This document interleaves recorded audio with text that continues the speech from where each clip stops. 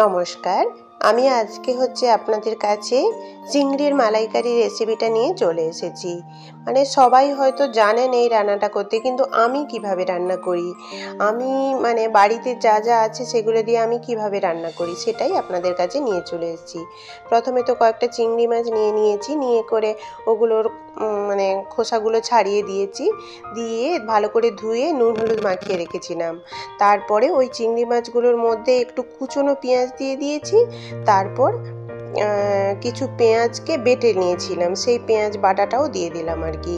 তারপরে আদা আর রসুনের পেস্ট, হলুদ গুঁড়ো, লঙ্কা গুঁড়ো, তারপর এইসব তারপরে একটুখানি জিরে গুঁড়ো, একটুখানি ধনে গুঁড়ো আর কাঁচা লঙ্কা দিয়ে দিচ্ছি। আর হ্যাঁ, আর আপনাদের যদি নারকেলের দুধ দেওয়ার ইচ্ছা থাকে দিতে পারেন, কিন্তু আমার কাছে আজকে ছিল না বলে আমি দেইনি। আবার আমি মাঝে মাঝে কি করি, হ্যাঁ, তার মাঝে একটু কালো জিরে দিয়ে দিয়েছি, আর নুন, একটু অল্প করে চিনি দিয়ে দিয়েছি। সেটা আপনাদের যদি ইচ্ছে হয় তাহলে। তারপরে কাঁচা সর্ষে তেল দিয়ে ভালো করে মাখিয়ে নেবো আর কি। আর হ্যাঁ, যে নারকেলের কথা বলছিলাম, আপনাদের যদি মনে হয় যে একটু ভালো বেশি বেশি করে গ্রেভি করব, তাহলে নারকেলটাকে কুড়িয়ে ভালো করে পেস্ট করেও এতে দিয়ে দিতে পারেন। কিন্তু আমার আবার সেইটাও করি, আবার অনেক সময় এই নারকেল ছাড়াও এই তরকারিটা খুবই ভালো লাগে। আর এটা খুব তাড়াতাড়ি রান্না হয়ে যায় আর কি, খুব খুব তাড়াতাড়ি। আর এই রান্নাটা তো সত্যিই বলবো যে আমার ছেলে মেয়ের খুব খুব ফেভারিট এই রান্নাটা।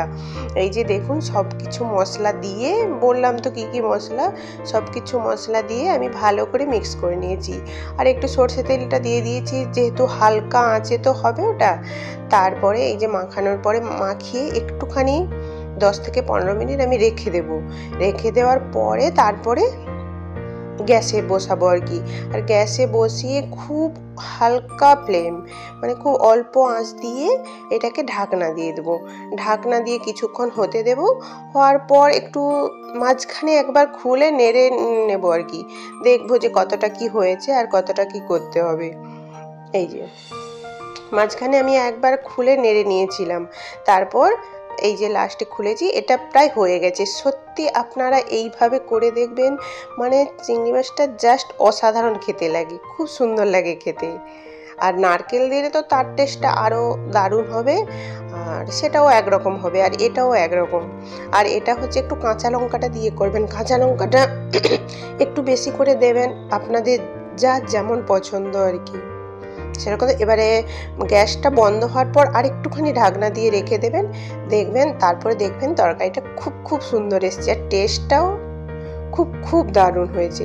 আপনারা কিন্তু অবশ্যই রান্না করবেন, রান্না করে আমাকে জানাবেন যে কেমন হয়েছে রান্নাটা।